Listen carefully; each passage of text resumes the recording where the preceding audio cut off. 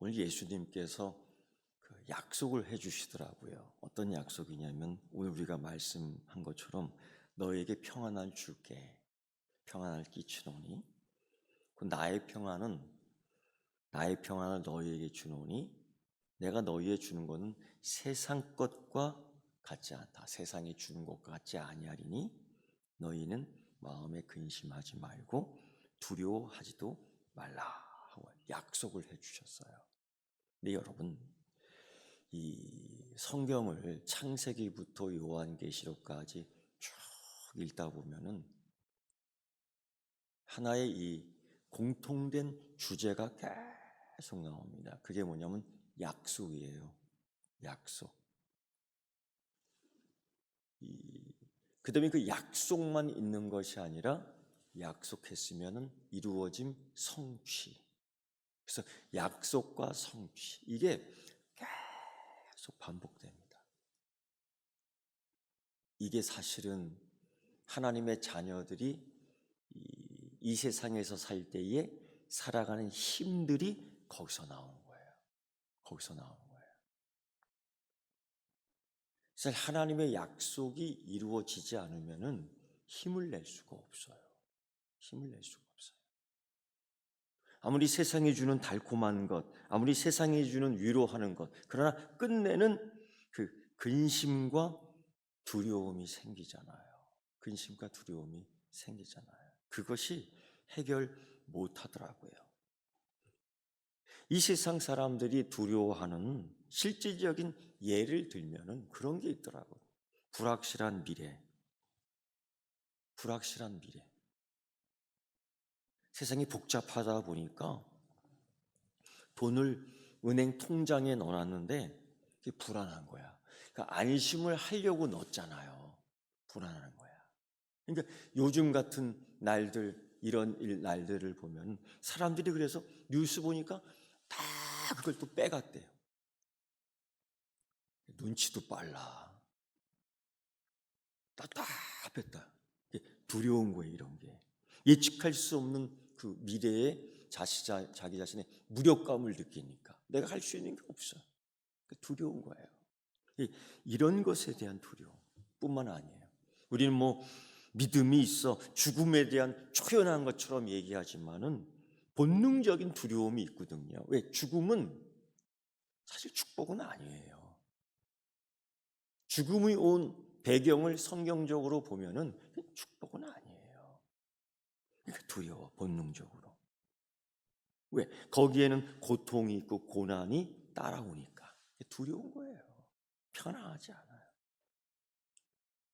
종교적인 신념, 아니 믿음 있다 하지만은 이 종말의 심판이 따른다는 걸 볼 때에 내 자신이 신앙적으로 올바로 살지 못했다라는 부담감 때문에 이것도 두려운 거예요. 그래서 항상 묻잖아요.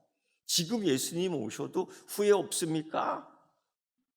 괜찮습니까? 하면 이게 덜덜덜 떨리는 거예요. 이게 사실 현실이거든. 결정적인 거는요. 이런 두려움을 먹고 사는 사람들이 있어요. 영화 만드는 사람들, 귀신 영화, 심판 영화 이런 걸 만들어요. 우리가 그걸 보아요. 그런 책을 써요. 그걸 읽어요. 근데 그게 영향을 받아요. 이게 성경적이냐 아니냐 이런 거 따지지 않고 우린 재미로 보니까 그런데도 영향을 받아. 빨간 귀신, 파란 귀신, 노란 귀신 어떤 색깔 줄까? 뭐 이런 거 옛날에 유행했잖아요. 그런 거. 이런 두려움 속에 빠져 있어요. 이게 사실 피해가지 못하잖아요. 이러한 때에 이러한 시대가 어느 시대나 있었습니다. 이때에 이사야 선지자가 우리에게 참 위로의 말씀을 주잖아요. 메시아, 우리가 아는 그리스도가 이 땅에 오면 정말 우리가 뱀구멍에 손을 넣어도 상하지 않는다. 사자와 어린아이가 같이 뛰는다. 그런 희망을 주고 소망을 주는 거예요. 어디 말 같은 소리예요, 그게. 근데 그걸 얘기하고 있는 거예요. 사람들이 그런 염려와 근심과 두려움 속에 사는 사람들이 이게 경험을 못하니까 사람이 배운 만큼 알고 아는 만큼 봐요. 이게 무시를 못하겠더라고. 그러니까 알아듣지 못하는 거예요. 그럼에도 이사야가 그런 얘기를 해요.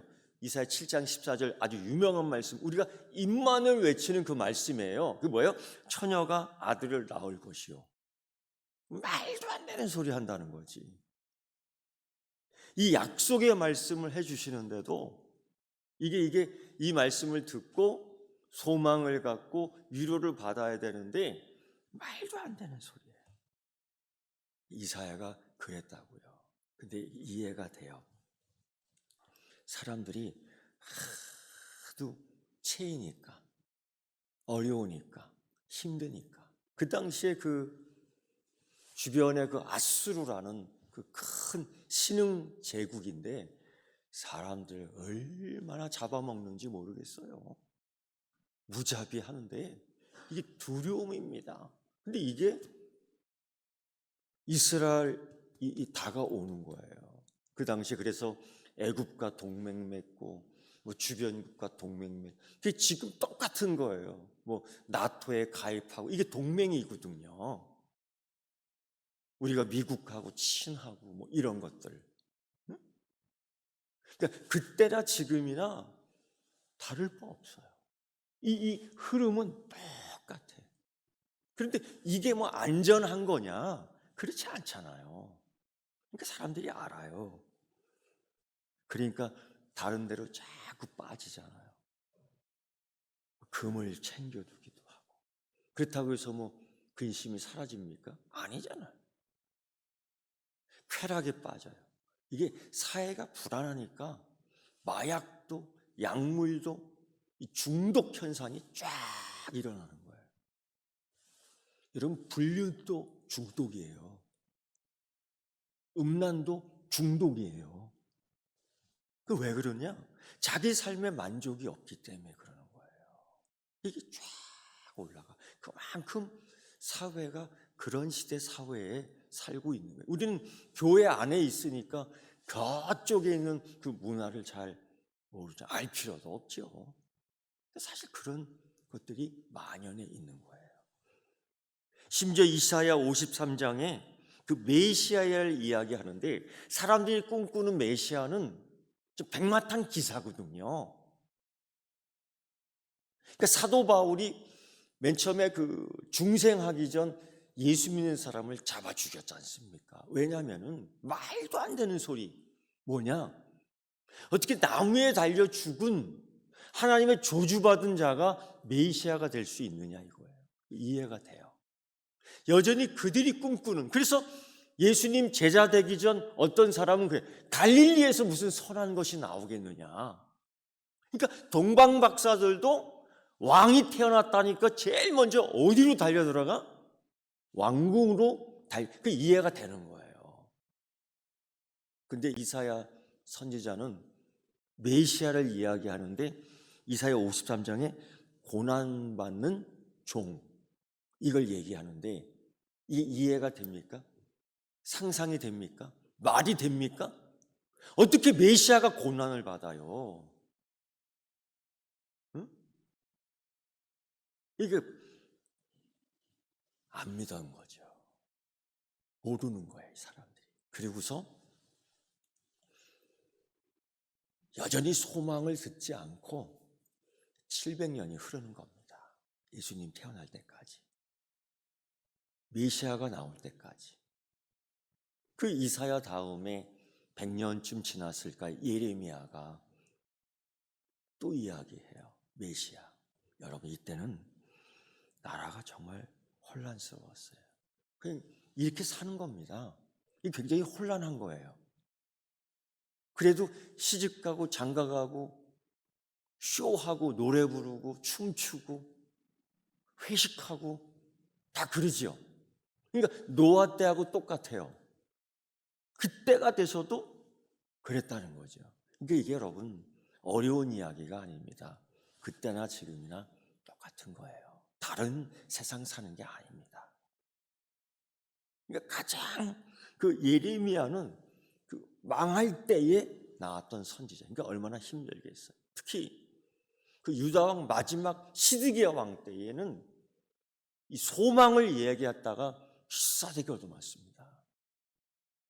소망을 이야기했다가 그냥 머리끝에 잡아당깁니다. 그리고서는 감옥에 처박아두잖아요. 그 시드기야 왕이.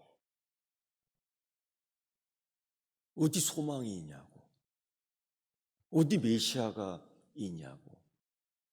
그러니까 이 영적이나 정치적이나 회복될 기미가 안 보이는 겁니다. 이때에 소망을 이야기하는 거지. 근데 이게 들려지겠습니까? 여러분들 경험이 있잖아요. 막 힘들 때 누가 와서 이렇게 얘기해 준다고요. 너 기도해 줄게요. 이게 들립니까? 이게 안 들리지? 권사님 경험해 보셨죠? 들려요, 안 들려요? 솔직히 안 들리지. 그러면서 우리가 이게 한탄이나 탄식이 나오잖아. 저도 경험이 있어요. 이런 기도가, 하나님 왜 이러십니까? 지금은 이제 그런 기도 안 해. 한참 어렸을 때 하나님 왜 이러십니까? 이런 게 나도 모르게 툭 튀어나오는 거예요. 근데 예레미야가 감옥에 갇혔을 때에 그런 탄식을 해요. 나는 예레미야가 좀 믿음이 좋다고 생각하는데 믿음이 좋아도 탄식을 하더라고. 울었어요. 예레미야가 얼마나 울었으면은 예레미야 애가가 나옵니까? 쉽게 얘기하면 울면서 부르는 노래예요. 통곡의 노래예요. 통곡의 노래라면 건 이 예레미야 애가를 읽을 때 이렇게 읽어야죠. 아이고 하나님 하면서 내가 좀 창을 배웠으면 창을 좀 할 텐데 그런 노래예요 이게. 그러니까 여러분 이런 걸 볼 때에 믿음 있는 것 같아요, 없는 것 같아요? 우리가 예레미야 하면 선지자라는 걸 알고 있지만은 예레미야가 슬피 우는 노래를 많이 불렀다는 사실을 알고 있지요. 예레미야 애가가 그거거든요. 근데 우리는 이제 사도 바울만 생각해요. 빌립보 감옥에서 찬송을 부르잖아요. 그러니까 예수 믿으면, 믿음 있으면 그래야만 된다고 생각하는 것 같아요. 여러분, 예수 믿어도 슬플 때 눈물 흘릴 수 있는 겁니다. 울어도 돼요. 어떤 사람은 울면은 믿음 없을까 봐 울지도 못하잖아요. 그렇지 않아요. 예수 믿어도 믿음이 있어도 슬프면 울어요. 무거운 짐이 있으면 근심이 생깁니다. 그래서 예수님이 위로하는 거거든요. 근심이 있으면 있는 대로 사는 거예요. 예레미야가 그 감옥에 그 시드기야 그 왕궁 안에 아주 큰 감옥이 있는데 거기 확 들어가서 이렇게 얘기해요. 예레미야 32장 17절 말씀인데 슬프도소이다. 첫 말이 슬프도소이다. 내가 이만큼 했는데 슬프도소이다. 하나님 말씀해 주시는 거 정직하게 말씀했는데 듣지도 않더이다. 들어 먹어야지. 그래도 아멘 할 줄 알았는데 비싸게 때리고 말이야. 시험을 잡아 끌고 말이야. 볼기까지 치니까 얼마나 모욕적이야.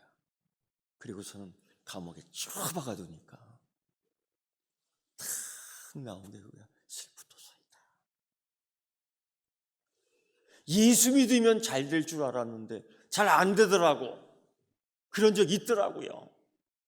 어때요? 샤론 차양대 그런 경험이 있죠? 한 번도 없어요? 있잖아요. 잘 안 풀려. 그런 적 있어요. 예레미야가 딱 그거 달린 거예요. 그러니까 슬픕니다.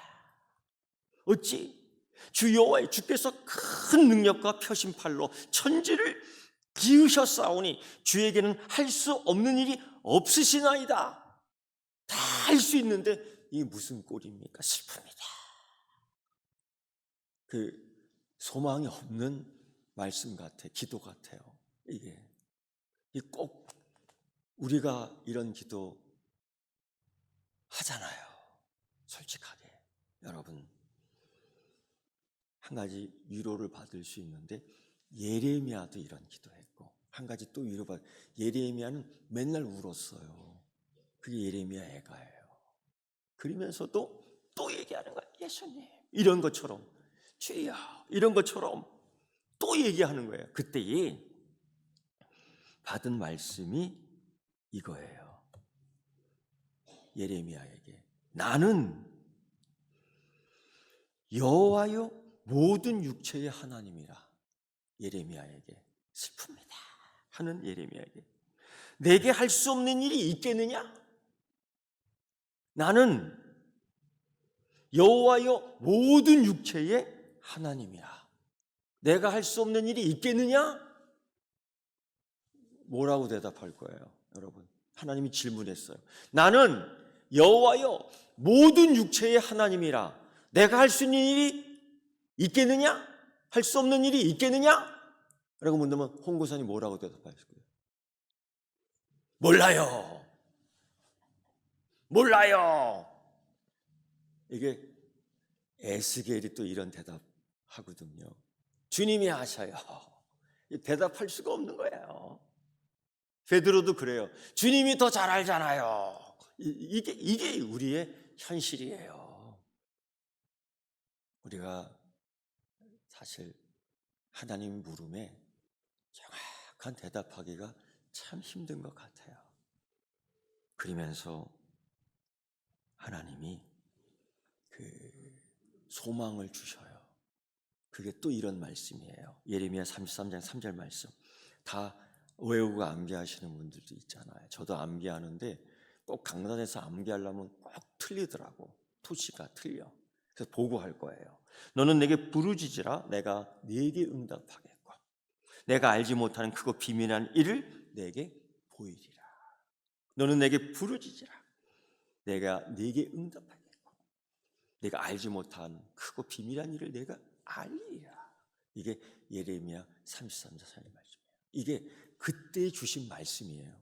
나는 여호와라 모든 육체의 하나님이라. 내가 할 수 없는 일이 있겠느냐? 이러면서 이 말씀을 주신 거예요. 그리고 예레미야는 울었지만은 사사건건 울었어. 그러나 끝까지 견뎌냈습니다. 심지어 뭐까지 견뎌내냐면은 사실 예레미야는 순교했거든요. 돌에 맞아 죽었거든요. 자기 백성들한테 재수 없는 말 했다고. 복음을 전했는데 재수 없는 말 했다고. 소망을 전했는데 쓸데없는 말 했다고 돌로 던져서 돌에 맞아 죽었어요. 애굽으로 끌려갔어요. 여러분 보세요. 우리 생각에 하나님 말씀 따라 살았는데 그래도 끌려가지는 못할 망정 에스컬레이터 타고 쫙 올라가야 되는 거 아니야? 에녹처럼 쫙 올라가야 되는 거 아니야? 엘리야처럼 불마차 타고 쫙 올라가야 되는 거 아니야? 그런 생각 한다고요. 근데 꼭 그런 것만 있는 건 아니더라고요. 예수 믿어도 환난이 와요. 응? 어떨 때는요, 하나님 말씀대로 잘 살라고 딱 결심했는데 곧바로 환난이 오더라고. 그 은혜를 쏟아 버리잖아요. 이런 일들이 허다해요. 그러니까 예레미야 보세요. 근데 문제는 뭐냐? 더 이상 울지 않았어요. 더 이상 두려워하지 않았어요. 더 이상 그것 때문에 근심하지 않았어요. 뭐냐? 약속을 믿고 견뎌냈어요. 약속을 믿고 애굽까지 끌려갔어요. 약속을 믿고 죽음을 받아들였어요. 약속을 믿고 순교의 사명을 아멘했어요. 이겁니다. 여러분, 우리 그러잖아요. 자꾸 환경을 바꾸려고 하잖아요. 환경이 안 바뀐다고. 하나님, 이 환경을 바꿔주세요. 이런다고. 근데 사도 바울의 환경도 안 바뀌어요. 예레미야의 환경도 안 바뀌어요. 이사야 환경도 안 바뀌어요. 사도 요한계시록의 그 반모섬의 환경도 안 바뀌어요. 단 환경을 이기는 믿음, 담대함이 생기더라 이거예요. 여러분, 그 사도 요한계시록을 영으로 기록한 그 사도 요한 보세요. 그 사람 나이가 대략 98세까지 살아 죽었습니다. 그 로마 황제 도미티안 황제가 사도 요한을 그렇게 미워했어요. 왜냐하면 자꾸 다른 왕을 이야기하거든요. 자기가 왕인데 다른 왕이 또 있다는 거예요. 그 누구예요, 그게? 예수 그리스도거든요. 그래서 그 제자 가운데에 그 제자의 조카 뻘이 있어요. 그 신앙의 전승을 보면은 그 도미티안 황제가 그 베드로의 조카들 찾아내서 그 왕이 누구냐라고 물어봐요. 그 베드로의 조카도 이제 예수를 믿었던 것 같아요. 얘기합니다. 왕이시여, 그 왕이라 하면 그 왕의 그 나라는 여기 땅에 있는 나라가 아니라 하나님 나라, 저 천국에 있는 나라를 이야기하는 겁니다.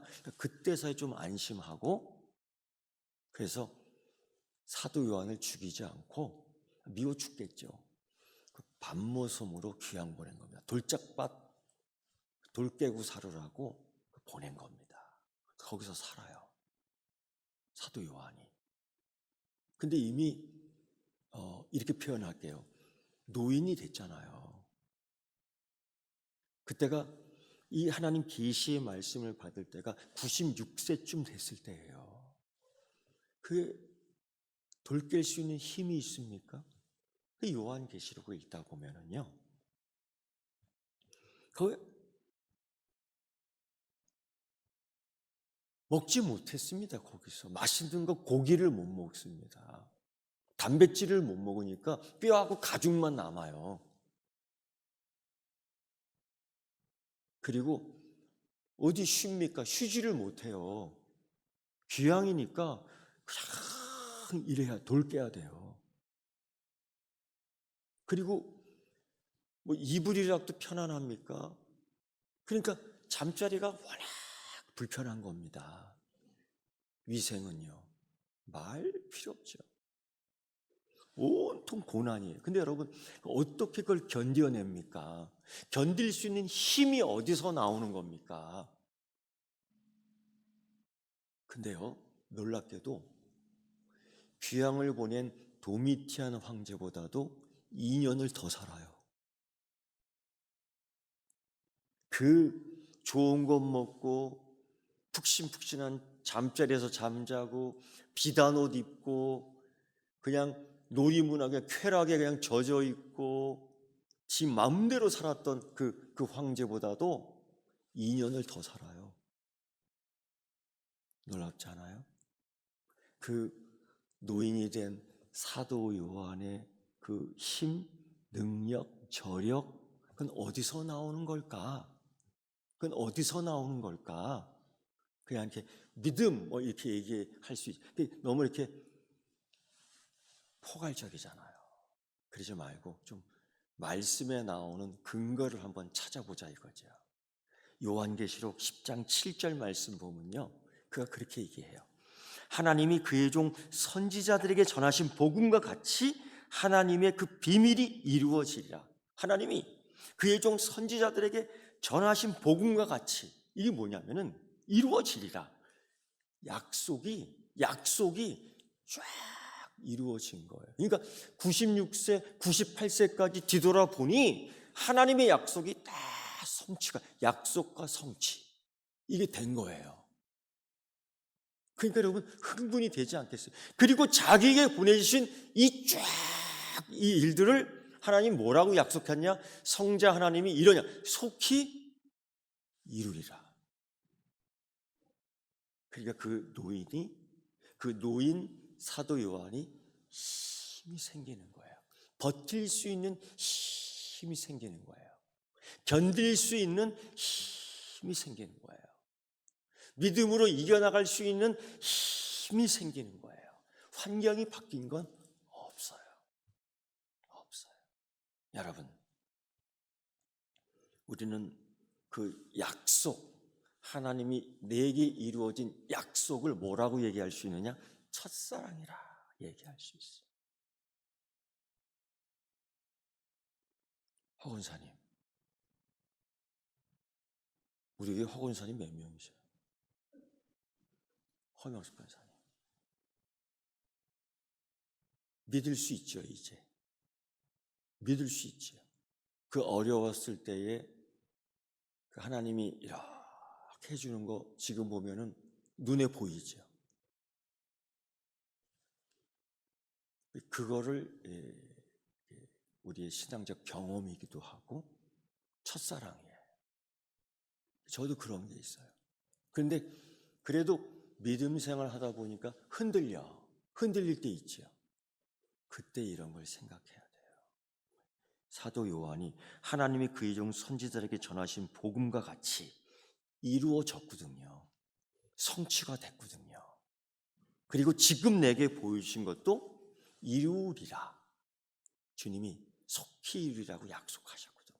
그래서 우리가 믿음 생활을 견뎌 나가는 거예요. 여러분 묻습니다. 제가 첫사랑 있습니까? 믿음의 첫사랑 갖고 계십니까? 이거 없구나. 없어. 그러면 하나님의 그 약속의 말씀을 받은 경험이 있습니까?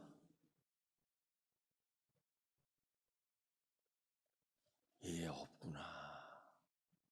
그럼 샤론한테 물어볼게요. 이권사님한테 물어볼게요. 하나님의 첫사랑이 있습니까? 왜 그거 이권사님이 뭐 내가 나하고 눈 마주치면은 권사님이에요. 다른 사람 쳐잡을 거 없어.